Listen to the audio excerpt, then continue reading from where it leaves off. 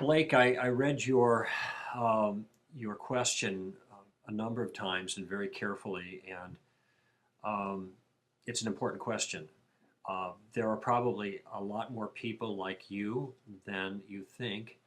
In fact, ironically, there are many things in what you ask that I personally relate to. I learned a long time ago, and this was long before I was a Christian. I was at Michigan State University in the Honors College there, and that is, and I had the discussion with a friend of mine, and basically the point was, those who think are plagued by thoughts, to put it simply. When you when you don't think about things, you don't worry about things. But when you start thinking about the nature of reality, that's when you are sometimes plagued by your thoughts. And the reason is that reality is unusual. We discover things that seem odd. And we have difficulty in certain times and certain things in knowing the truth of the matter about things. This is true for everybody, by the way, not just for Christians. This is true for anyone. Every single worldview has its difficulties. And I've said a number of times before that reality is not tidy. Christianity is not tidy. The Bible is not tidy. Life is kind of messy. And I'm the kind of person, as you mentioned in your question, being left-brained, that I like things all kind of nice and neat in a row. And I think things could be put in better order than they are for a lot of people, but it doesn't mean we can put everything in order. And so I find myself not infrequently in the spot that you're in. When I recently spoke about the new atheists, I kind of made reference to the fact that some people won't even pick up the books because there's a little chill that goes up their spine. They're afraid what they're going to see there, and it might disprove their view. I relate to that chill. I'm not. What, protected from that, even with all the things that I know, because there is this nagging thought in the back of my mind, just like a lot of people. What if I'm wrong? What if I've given my whole life to this thing and I'm mistaken? Now, there are a couple of ways to respond to that. One of them is to simply answer the question, what if I'm wrong? I just read an atheist who posted on a site that I was interacting with yesterday in the blog tour, who said, I was raised a Christian and I had a great and happy life as a Christian. I liked it. I missed it. I still miss it, as a matter of fact. It was fun. Now, I don't hold those convictions anymore, but my wife is a Christian and my kids are Christian, and I hope they stay that way because it's fulfilling, even if I think they're mistaken. So for the atheist, he enjoyed his Christian life. He thinks it's false. Now he's an atheist, and if he's right, what happens? He dies, and that's the end of it. So there's no downside for us if we mistakenly follow Christianity. Not if atheism is true. Now, it might be that some other religion is true, but if you think about almost all the other religions, most of them are friendly to Christianity. That is, if you're a good Christian, you pretty much qualify on their terms. Now, Islam might be an exception to that. But I mean, if you're just doing a cost-benefit analysis, if we are wrong, we really don't have a lot at risk. But what would it take for us to be wrong?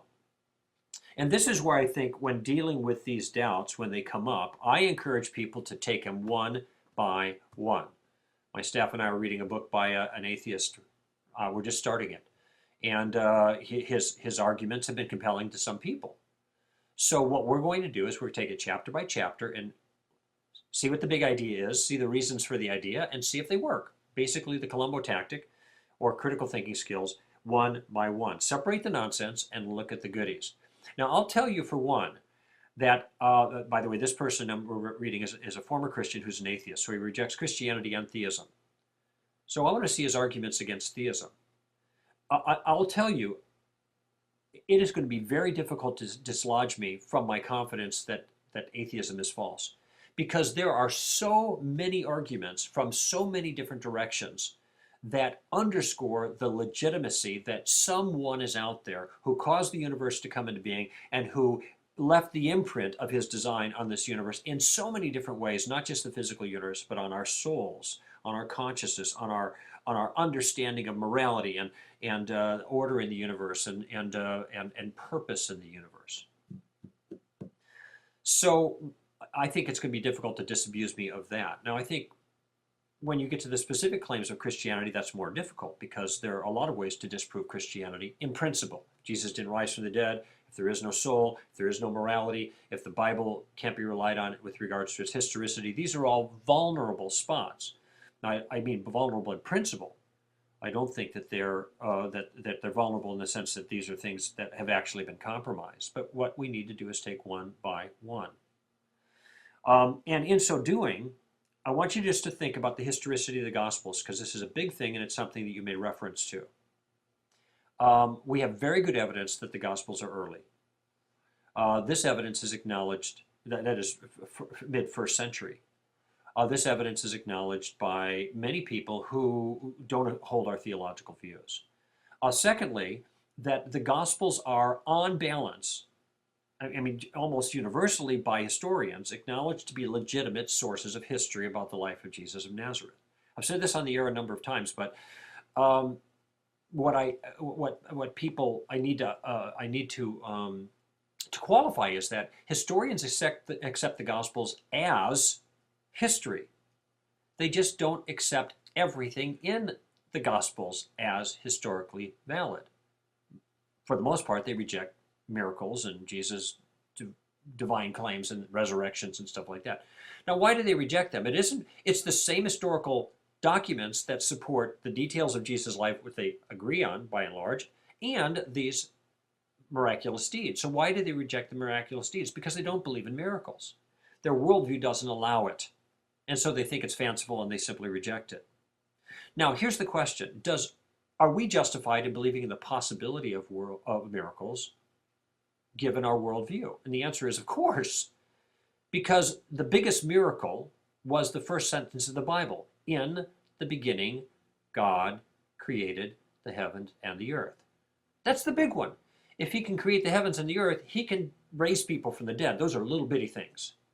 Do we have good reason to believe that God created the heavens and the earth? Of course. Those are the cosmological and design arguments for the existence of God that are so compelling that even stalwart atheists have caved in under their force.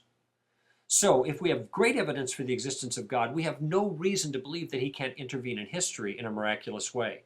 Therefore, we have no good reason to reject prima facie, on the face of it, miracles that are recorded in the Bible. And if we have lots of other reasons to trust the biblical accounts, the gospel accounts in particular about Jesus, then I think secular historians have acknowledged that that's the case, the great preponderance of them, then we have no good reason to doubt the legitimacy of those accounts as they touch the issue of Jesus and his miracles and his resurrection and his claim to be Messiah. So all of those things are kind of in place. Now, I understand your fear. It really reflects a fear that I expressed in a talk called Hell Yes, where I talked about hell.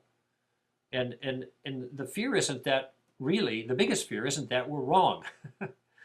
The biggest fear is that we're half right. In other words, my fear is that I'm right about God and his justice. I'm just wrong about his mercy in Jesus. And that would leave us in a pitiable state, wouldn't it? Which is what you described. But the same reasons that I have to be right about God's justice are the reasons that I have to be right about his mercy. Because the same testament that declares one declares the other. And the value of God intervening in history in the person of Jesus is that we can test that. And so we have good reason to believe that.